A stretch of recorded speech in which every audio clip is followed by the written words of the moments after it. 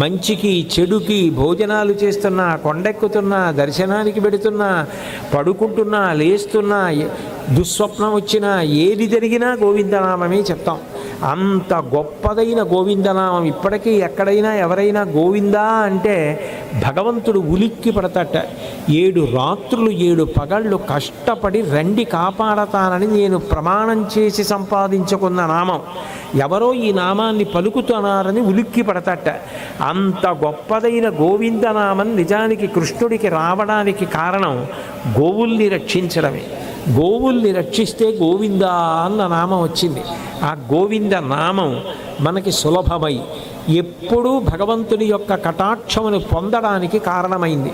అందుకే శంకర భగవత్పాదులు భజ గోవిందం భజ గోవిందం గోవిందం భజ మూఢమతే అంటారు. గోవింద గోవింద గోవింద అనరా అంటారు. గోవింద గోవులను రక్షించినవాడా అని మొదటి అర్థం. అంత గొప్పదైన గోవిందనామం లోకంలో ప్రచారంలోకి రావడానికి కారణమైనటువంటివి గోవులు.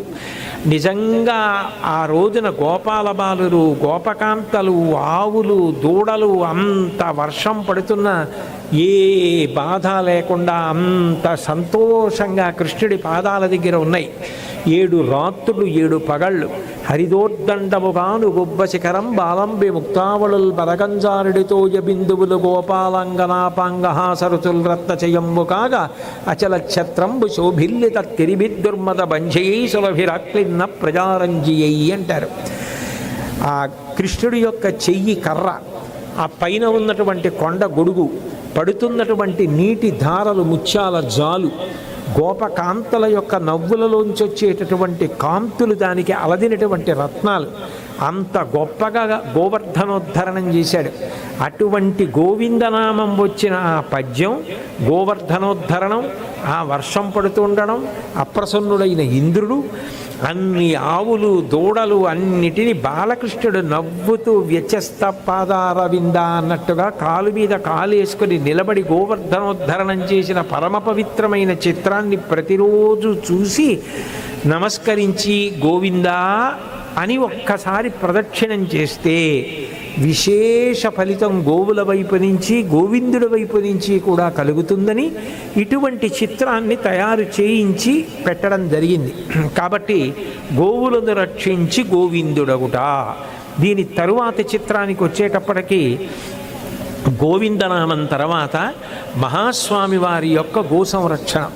కంచి కామకోటి పీఠాధిపత్యం వహించినటువంటి పీఠాధిపతుల్లో 68వ పీఠాధిపతి కారణజన్ములు అపర శంకరావతారులు నడిచి వెళ్ళినటువంటి దైవం శ్రీ శ్రీ శ్రీ చంద్రశేఖరేంద్ర సరస్వతి మహాస్వామి వారు. రామచంద్రమూర్తి త్రేతాయుగంలో 16 అణాల ధర్మాన్ని ఎలా పాటించాడో, సన్యాసాశ్రమ ధర్మాన్ని తూచా తప్పకుండా అట్లా పాటించినటువంటి మహాపురుషులు చంద్రశేఖరేంద్ర సరస్వతి మహాస్వామి. జీవితంలో ఒక్కనాడు కూడా వాహనం ఎక్కకుండా పాదచారి అయి ఆసేతు హిమాచల పర్యంతం పర్యటించి గొప్ప తపోనిష్టాగరిష్ఠులై వారొక్క మాట అంటే అట్లా జరగవలసిందే. నేను అబద్ధం చెప్పానని మీరు అనుకుంటే ఇప్పటికీ మీరు కామకోటి పీఠానికి వెళ్ళి అడగండి, చెప్తారు. ఒకప్పుడు కలవై నుంచి వస్తున్నారు స్వామివారు, చాలా దూరంలో ఉన్నారు. అకస్మాత్తుగా వెనక్కి తిరిగి అడిగారు, ఏమో కామాక్షి ఇవాళ బయటికి వచ్చి ఊరేగింపు అయిపోతుందా అన్నారు. సమయం అయిపోతోందండి, కామాక్షి ఇవాళ బయటికి వచ్చేసి ఉంటుంది. కామాక్షి రావడం అంటే ఉత్సవమూర్తి యొక్క ఊరేగింపు, అమ్మవారి ఊరేగింపు అయిపోతూ ఉంటుంది, లోపలికి వెళ్ళిపోతుందేమో అన్నారు. ఎలా వెళ్ళిపోతుందో మనం రాకుండా అమ్మ మనని ఊరేగింపులో నడవనివ్వదు అని నడుస్తున్నారు. ఆయన వాహనం ఎక్కరు, నడిచి వెడుతున్నారు. అకస్మాత్తుగా అమ్మవారి ఊరేగింపులో ముందు పెడుతున్నటువంటి ఏనుగు అడ్డంగా పడుకుంది. మళ్ళీ మహాస్వామి వారు వచ్చి కొబ్బరికాయ కొడితే తప్ప ఏనుగు లేవలేదు. అప్పుడు ఏనుగు లేచి నడిచింది. ఒకసారి కాదు, ఆయన జీవితంలో ఆయన ఒక మాట అన్నారంటే ఆ మాట అట్లా అయిపోవలసిందే. అంతటి తపోనిష్టాగరిష్ఠులు. వారికి గో సంరక్షణ అంటే ఎంత ప్రీతో.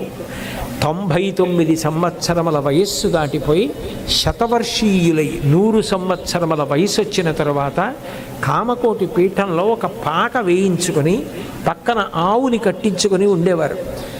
ఎంత రాత్రి వేళైనా సరే ఆవు ఈనుతోంది అంటే ద్విముఖం, ముందు ముఖం ఉంటుంది, వెనక ముఖం ఉంటుంది, దూడ పుడుతోంది కాబట్టి.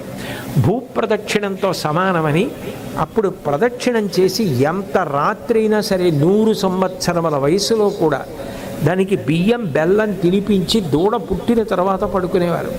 ఒకానొక సందర్భంలో అయితే తన తపశ్శక్తిని ధారపోసి ఈనలేకపోతున్నటువంటి ఒక ఆవుకి దూడ పుట్టేటట్టుగా అనుగ్రహించారు. ఆవు దూడ క్షేమంగా ఉండేటట్టు. ఆయనకి గోవు అంటే ప్రాణం.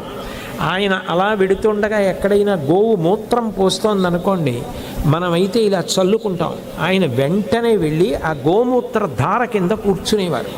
ఇది పరమ స్వచ్ఛమైనటువంటి గంగాజలం.